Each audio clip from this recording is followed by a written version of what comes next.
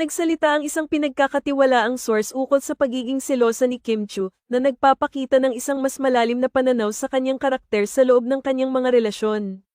Ayon sa ulat, napansin ng source na si Kim ay medyo selosa, lalo na kapag may mga hindi kilalang tao na nagtitext sa kanyang partner, si Paulo.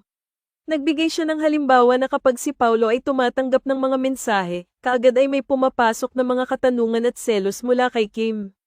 Ngunit, nang suriin ni Paulo ang kanyang cellphone, napag-alaman na ang mga mensahe na iyon ay mula sa NDRRMC, National Disaster Risk Reduction and Management Council. Ipinapadala ng NDRRMC ang mga babala at paalala sa mga netizens sa pamamagitan ng text message, lalo na sa panahon ng malakas na pag-ulan o iba pang mga kalamidad. Ang mga mensahe ay naglalaman ng mga mahahalagang impormasyon at babala na dapat malaman ng lahat, kaya't natural lang na madalas ito na ipapadala sa mga cellphone. Ang pagkabuking na ito ay nagbigay diin sa pagiging cute at minsan na nakakatawang aspeto ng pagiging selosa ni Kim.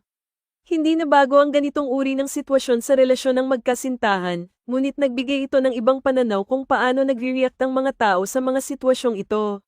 Bagaman hindi may kakaila na may pagkaselosa si Kim, tila ang kanyang reaksyon ay may halong humor at pagkaalam na hindi lahat ng mensahe ay may malasakit sa relasyon. Sa kabila ng pagiging selosa, inamin ni Kim na siya ay nag-mature na sa mga nakaraang taon. Ayon sa kanya, natutunan niyang pahalagahan ang kanyang relasyon sa ibang paraan.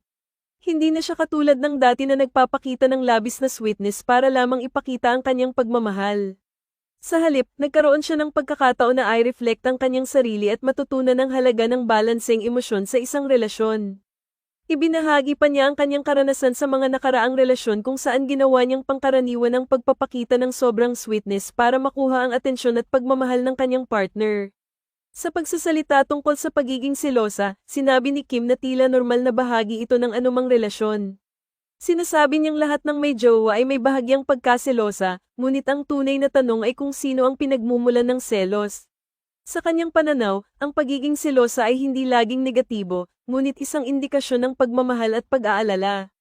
Ipinakita niya na ang pangunahing layunin ay hindi ang magkaroon ng selos sa lahat ng oras, kundi ang malaman kung paano mag-manage ng mga emosyon sa tamang paraan. Dagdag pa niya, sa bawat relasyon, may iba't ibang aspeto at isyu na kinakailangang pagtuunan ng pansin. Ang pagiging open at komunikasyon ay napakahalaga upang maiwasan ang mga hindi pagkakaintindihan. Ang kanyang karanasan sa pagiging selosa ay nagbigay diin sa kahalagahan ng pagtitiwala sa isa't isa sa loob ng isang relasyon.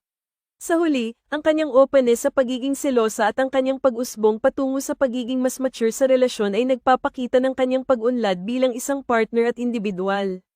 Ano